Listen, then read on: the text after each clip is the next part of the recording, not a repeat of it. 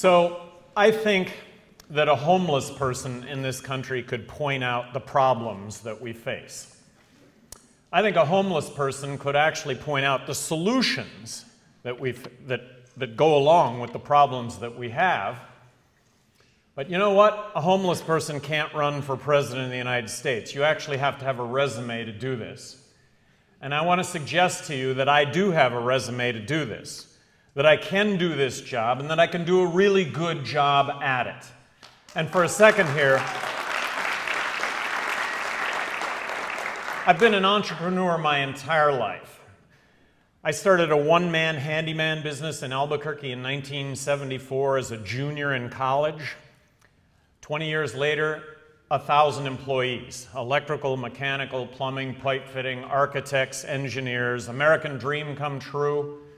I sold that business in 1999. Nobody lost their job. They're doing better than ever, and it allows me to have a full-time, unpaid job running for President of the United States.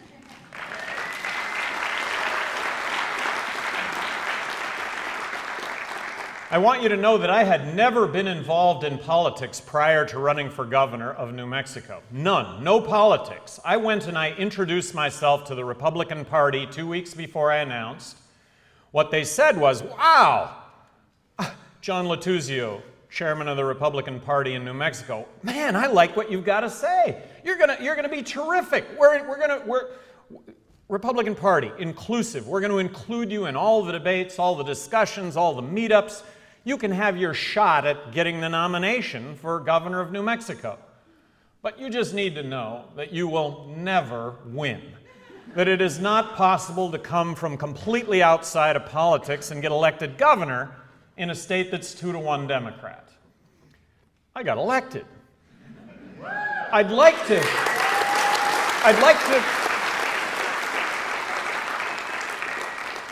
to think it was based on what I had to say, which was just, let's bring a common sense business approach to state government. Best product, best service, lowest price, that less government is better government, government shouldn't be in the bedroom, and in that context, I get elected. While I'm in office, I think I distinguished myself in a number of categories, but one of them was I may have vetoed more legislation than the other 49 governors in the country combined.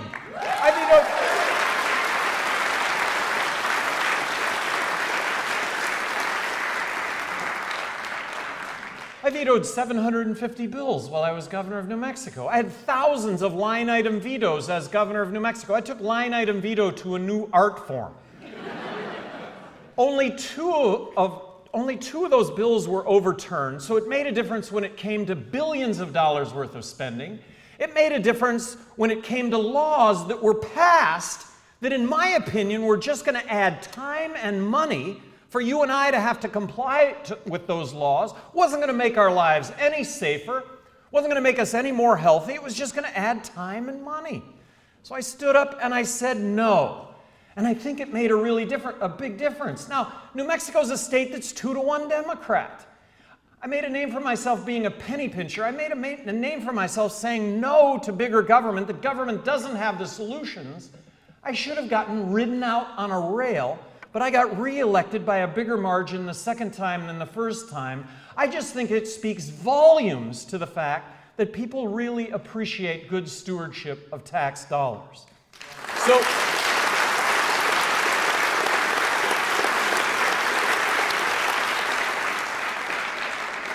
So that said, over the course of this last presidential election, they did a poll on favorabilities of all the presidential candidates in their home states. There was only one presidential candidate that was viewed favorably in his or her own state. You know, and how does that equate in New Mexico? In New Mexico, I'm waved at with all 5 fingers, not just one.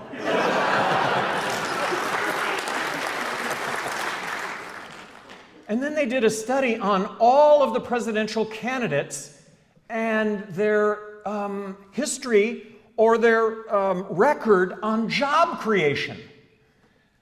Guess who had the best record when it came to job creation?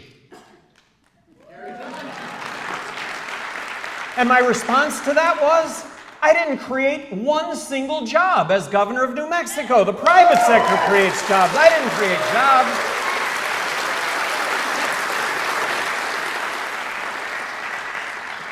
But I did control all the agencies. I appointed the heads of all the agencies. I appointed all the boards and commissions. I controlled all rules and regulations. And rules and regulations got better on a daily basis with just a basis in common sense. Less time and less money to have to comply with rules and regulations that weren't doing anything for any of us other than to add time and money to our lives. Lastly, the ACLU came out with a report card last December on all of the presidential candidates. ACLU, a group dedicated to civil liberties, a group dedicated to the first 10 amendments to the Constitution. 24 liberty torches was a perfect score. This is important. Mitt Romney, Rick Santorum, 0 liberty torches out of 24. Newt Gingrich, 4 liberty torches out of 24. Barack Obama, 16 liberty torches out of 24. Ron Paul, 18 liberty torches out of 24. Gary Johnson, 21 liberty torches out of 24. Yeah.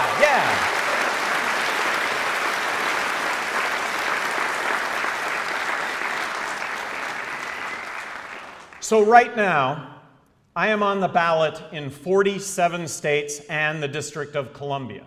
We are litigated in the other 3 states, and we believe we're going to prevail in those other 3 states. So I believe that I'm going to be on the ballot in all 50 states.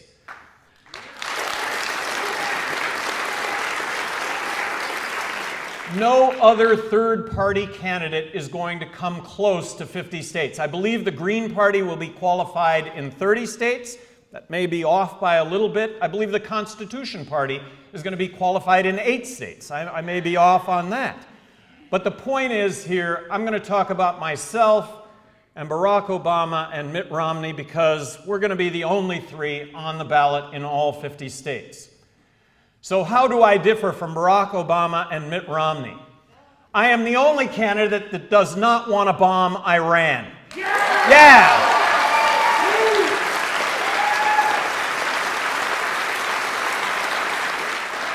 We bomb Iran, and we're going to find ourselves in a 2-year bombing maintenance program of Iran. We're going to find ourselves with another 100 million enemies to this country that, but for our military interventions, we would not have. The biggest demonstration in the world in support of the United States after 9/11 was in Iran, and we're going to bomb the citizens of Iran? Our beef is with Ahmadinejad, not with the citizens of Iran. Let's not bomb Iran.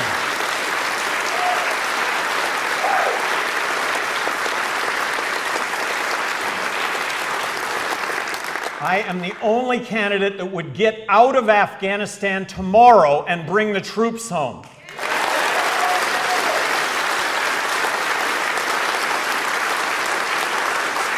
The root of all evil. Politicians that want to get elected and then re-elected, and in the name of getting elected and re-elected, beating their chests, saving us from all of the ills of the world, saving us from the terrorist threat at a cost of hundreds of thousands of innocent civilians in these countries where we militarily intervene, at a cost of our men and servicewomen coming back in body bags, at a cost of our men and servicewomen coming back with their limbs blown off. Let's stop. We have hundreds of millions of enemies to this country that, but for our military interventions, I suggest would not exist.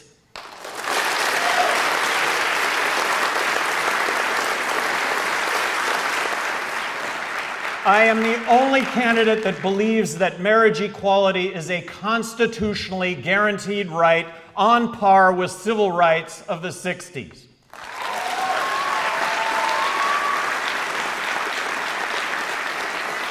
I am the only candidate that wants to end the drug wars now. Legalize marijuana now. Control it, regulate it, tax it. We are at a tipping point on this issue. Colorado is going to vote to legalize marijuana this fall. It's on the ballot. Regulate marijuana like alcohol. I think it's going to be the first of 50 state dominoes that are going to fall, and here's how that's going to work. In Raleigh-Durham on a weekend, everybody gets on an airplane to go to Denver to chill out. You know what? It's going to be that phenomenon all across the country, and all the states are going to get in line with rational drug policy.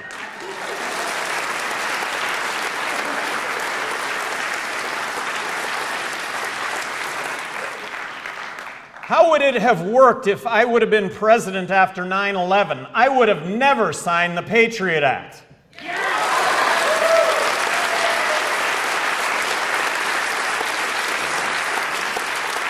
I'm the only candidate that supports repealing the Patriot Act now.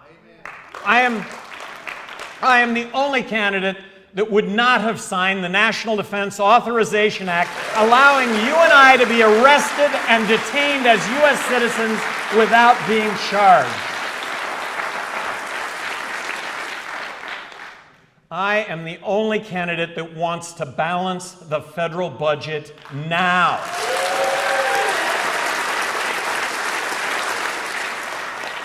If we don't balance the federal budget now, we are going to find ourselves in a monetary collapse. And what is a monetary collapse? A monetary collapse is when the dollars that we have in our pocket don't buy a thing because of the accompanying inflation that's going to go along with borrowing and printing money to the tune of 43 cents out of every dollar that we spend.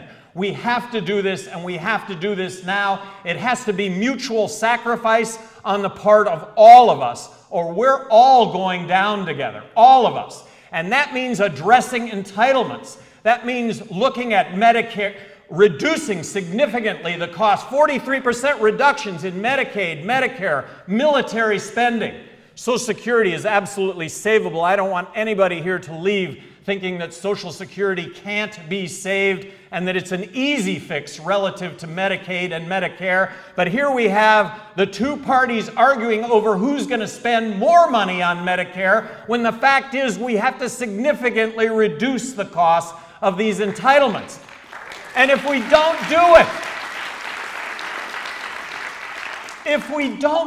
the alternative is no Medicare, is no health care for those over 65, is no health care for those truly in need, Medicaid. I'm the only candidate that would abolish the Federal Reserve if Congress passed that legislation. Treasury prints money. The Federal Reserve gives that money to the banks at 0% interest. The banks don't give it to you and I. They buy up treasuries in a closed loop and make money with no risk whatsoever, and that money is money that we're paying for. It's an inside game, all right? And it devalues the US dollar significantly.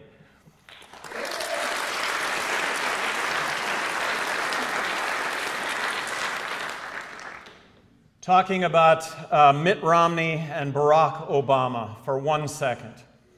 Barack Obama, I have to tell you, music. I mean, he plays his violin, and the words that come out of the violin are magnificent. They really are. There's just nothing I can disagree with what he has to say. It's just the reality doesn't match up in any way with the words.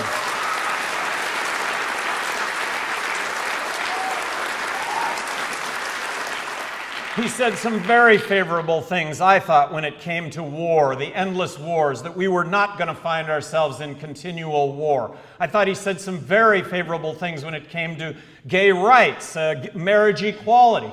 I thought he said some really favorable things when it came to the war on drugs. And you know what he said when it came to the war on drugs? He said, I am not going to raid medical marijuana facilities in states where legislatures or citizens have voted to implement these programs, and here we have ongoing raids in California and Colorado. The words don't match the rhetoric. And then Mitt Romney.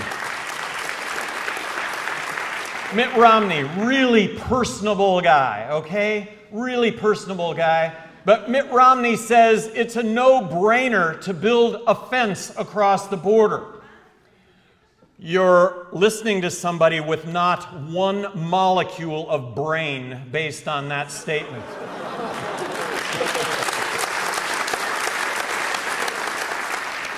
Mitt Romney says that we need to balance the federal budget, but that we need to increase spending for the military and we need to hold Medicare intact. It doesn't add up. We all finished the second grade and the mathematics that went along with the second grade. It doesn't add up.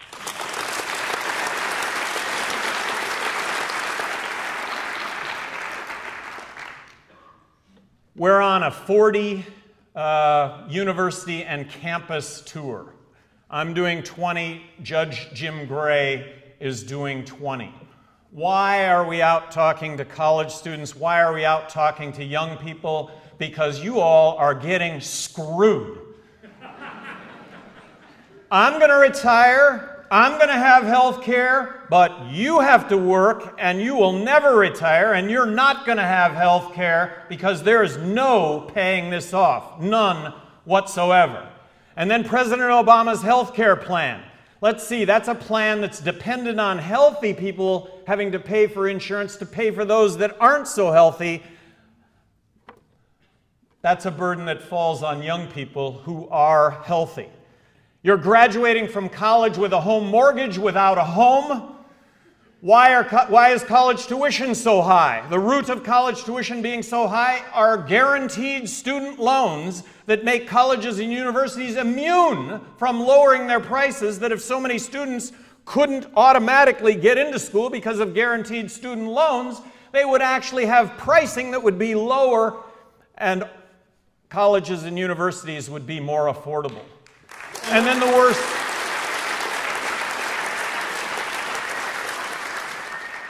And then the worst of all, you know, you all are the ones that are going overseas.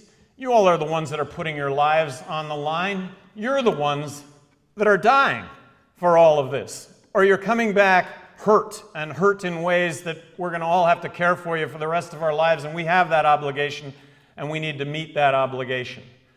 I want you to know that I'm standing here before you today believing that I can win the presidency of the United States. I wouldn't be here if that weren't the case.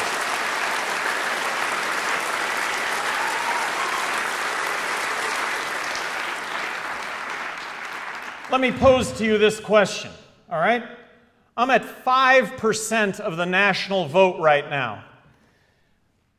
For every 100 times that you hear the name Barack Obama and Mitt Romney, are you hearing my name 5 times? No. For every 3,000 times that you hear Mitt Romney's name mentioned or Barack Obama's name mentioned, are you hearing my name 1 time? Maybe, maybe. The point is, there is real possibility here. There is. And if there's anything we've learned over the last year, it's about a 17-day cycle. 6 Republicans at the top of the heap for 17 days each before the whack-a-mole process took effect. So one of the big concerns I have in this election is peaking too early. This just needs to happen. The wave just needs to come rolling in the middle of October. And believe me, I've been treading water. I know how to surf. I'll catch the wave. I'll get in and make this happen. So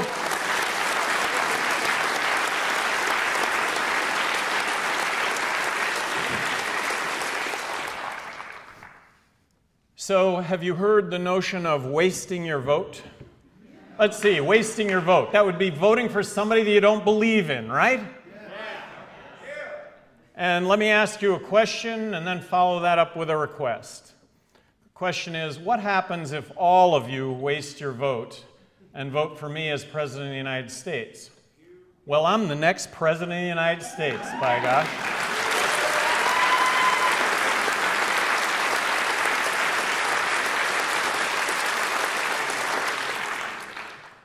All of you are activists. I appreciate that. I recognize the fact that you've taken your time to be here is the reason why other students, other people look to you for what's happening. And I appreciate that. I can't thank you enough. I also recognize here that I am a spokesperson for a movement that is going to continue and is going to continue to grow. I also recognize that if given the opportunity, many of you, if not all of you, would take up the same opportunity that I've been given. I don't want to squander this opportunity.